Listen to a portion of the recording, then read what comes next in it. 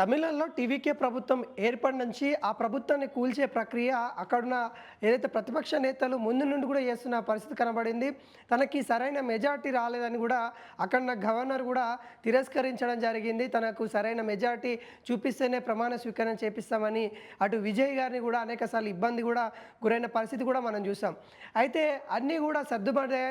అందరూ కూడా అంటే వేరే ఎవరైతే మిత్రపక్షాలు ఎవరైతే తనకి అనుకూలంగా ఉన్న వాళ్ళు సిపిఎం, వీసీకే పార్టీ వాళ్ళు కూడా మిత్రపక్షంగా చేరి ఆ పార్టీకి మద్దతు ఇవ్వడం ప్రభుత్వం ఏర్పడింది. ప్రభుత్వం ఏర్పడినాక కూడా ఇటు డిఎంకే అన్నా డిఎంకే కీలక కుట్రలు అయితే చేస్తున్నట్టుగా బయటపడుతున్న పరిస్థితి కనబడతా ఉంది. ముఖ్యంగా స్టాలిన్ గారు కూడా అనేకసార్లు బహిరంగానే మరి టీవీకే సర్కార్ 6 నెలల్లో కూలబోతా ఉంది, మళ్ళీ మా ప్రభుత్వమే రాబోతా ఉంది అనగా అనేక సార్లు కూడా బహిరంగానే మాట్లాడిన విషయం మనం చూసాం.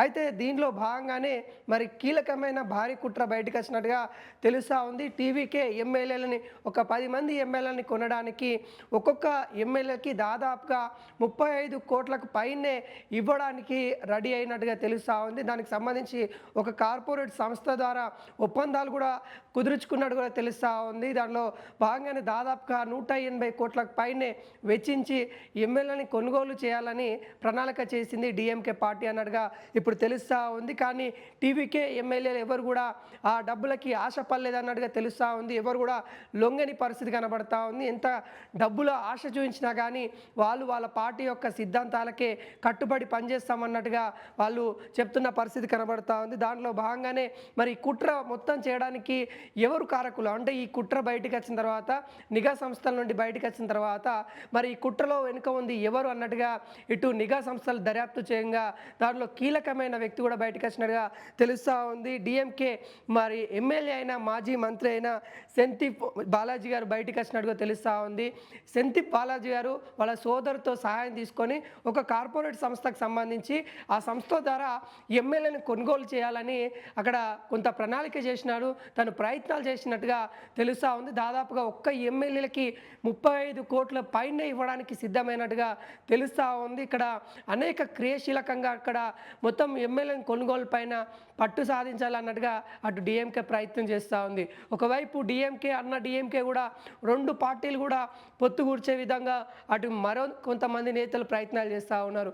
2 పార్టీలు కూడా ఏకమైదాం, మనం కొట్లాడదాం, మన ప్రభుత్వమే తీసుకుందాం, మీరు ప్రభుత్వంలో ఉన్నా కానీ మేము ప్రభుత్వంలో ఉన్నా కానీ మరి మనం పాలనే నడిపిద్దాము, టీవీకే పార్టీని అంతం చేద్దామనే విధంగా ఒకవైపు ఈ కుట్ర జరుగుతూ ఉంటే మరొక వైపు ఏమో ఎమ్మెల్యేని కొనుగోలు చేయాలనే కుట్ర జరుగుతూ ఉన్నట్టుగా తెలుస్తూ ఉంది. ఇప్పటికే వీటిపైన నిఘా సంస్థలు కూడా దర్యాప్తు అయితే చేస్తూ ఉంది. ఎవరైతే అలాంటి కుట్రలకి పాల్పడతారో వాళ్ళని వదిలిపెట్టేదే లేదంటూ టీవీకే అధ్యక్షులు మరి తమిళనాడు సీఎం విజయ్ గారు కొంత మండిపడుతున్న పరిస్థితి కనబడతా ఉంది. ఇప్పటికే అనేక కార్యక్రమాలు తను తీసుకున్న ఏవైతే అంశాలు ఏవైతే ఉంటాయో తను ప్రజలకు అందిస్తున్న ఏవైతే తను ఇస్తా అన్న హామీలలో కొన్ని నెరవేరుస్తూ ఉన్నారు. తను తీసుకునే కీలకమైన నిర్ణయాలు కూడా తమిళనాడు అభివృద్ధి దిశగా వెళ్తుందని కూడా ప్రజలు కూడా భావిస్తూ ఉన్నారు. కొన్ని ఆ నిర్ణయాలపైన కొంత విమర్శలు వచ్చినప్పటికీ కూడా మెజారిటీ వరకు అయితే తమిళనాడు ప్రజలు హ్యాపీగా ఉన్నారని టీవీకే అధ్యక్షన అంటే సీఎం విజయ్ గారి అధ్యక్షన తమిళనాడు అభివృద్ధికి దిశగా వెళ్తూ ఉన్నట్టుగా తెలుస్తూ ఉన్న పరిస్థితి కనబడతా ఉంది.